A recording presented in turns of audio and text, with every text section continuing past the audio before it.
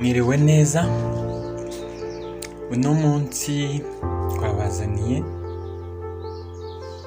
uburyo waforomata flash yawe.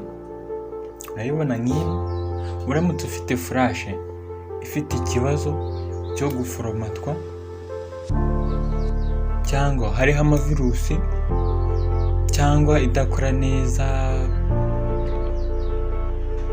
itameze neza, ifite errors, ushaka kuzifikisinga, yaba ari diske ya machine ushaka kuyiforomata, uramutse ufitemo ebyiri ushaka guforomatamo imwe, cyangwa uramutse ufite imwe ariko waciye mu bundi buryo tuzavuga ubutaha, uburyo wayiforomata ukoresheje komande. Noneho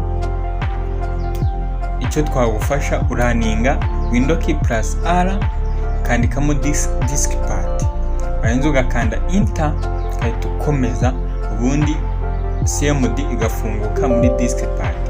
Utangira wandika list disk, uba ugiye kulistinga disk ziri connected kuri machine yawe.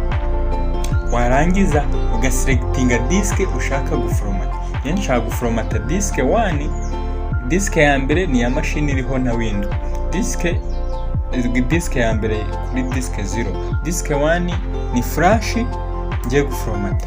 Nari select disk 1, amara kuyiselectinga ngakanda clean. Ubwo mba ngiye gucleaninga buri kintu cyose kiriho na partition zayo zose zivaho. Namara kugira noneho ubwo na partition nimwe bikiriho. Turebye nk'aha ngaha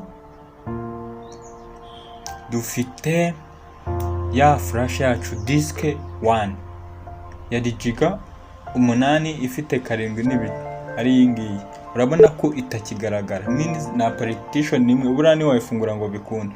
Ubwo ducreatinga partition, create partition primary. Ubwo ducreatinze partition, ubwo tuba ducreatinze partition kuri yo. Noneho tukalistinga partition tukareba iriho. Akenshi wa cleaninze ugacreatinga partition primary, haza nyine ari partition imwe. Ubu listinze partition yatakwenda partition 1. Noneho ko yatuyiforomatize kugaragara, duselectinga partition 1, partition ihari. Hari nyinshi ushaka guforomata, iyo ushaka nyine uselectinga partition bitewe na number ifite. Partition 1 twayiselectinga, noneho tukajya kuyiforomata, twandika format fs equal FAT32 kubera ko ari flash ni muri ubu buryo, cyangwa ntfc kuri window aho ushaka gushyira operating system nko kuri disk cyangwa iki. Noneho kongeraho, uhita wongeraho quick kugira ngo byihute. Udashyizeho quick byiforomata gake gake bigatinda nyine, bikamara igihe kirekire. Urabona ko twayiforomase. Noneho hano igikurikiyeho urabona ko nuzajya ifite f, ari igihe bidahari leta ubigasaba kuyishyiraho. Rero kuyishyiraho urandika assign leta f cyangwa indi itafashwe na zindi, ugahitamo indi idafashwe n'izindi disk ziri kuri machine yawe. Urabona tuyifunguye bya bintu byawe biriho byagiye. Kugira ngo noneho urebe nimba ikibazo cyawe cyabaye fixed, ukanda right click kuri disk yawe, wamara kuyikandaho nyine ukakanda restore the default, hanze ukayiforomata bisanzwe. Wigarutse n'ubundi ya muzi igihari birakunda, cyangwa n'ubu buryo bukoresha mu gihe ucomeka flash yawe ikagaragara muri disk management ariko hano ikabura.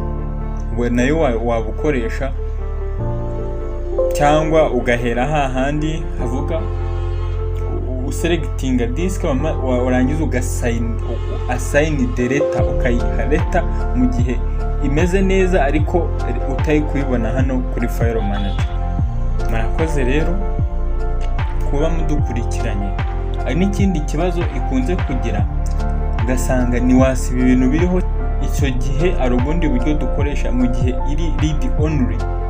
Ibyo nabyo tuzabibabwira, nabyo ukoresha komande ugasaba kueneboringa nibe read only, ahubwo ukajya weditinga nyine ugasiba ukanakuraho. Hari n'ubundi buryo bwinshi tuzajya tubereka muri video zacu zizakurikira.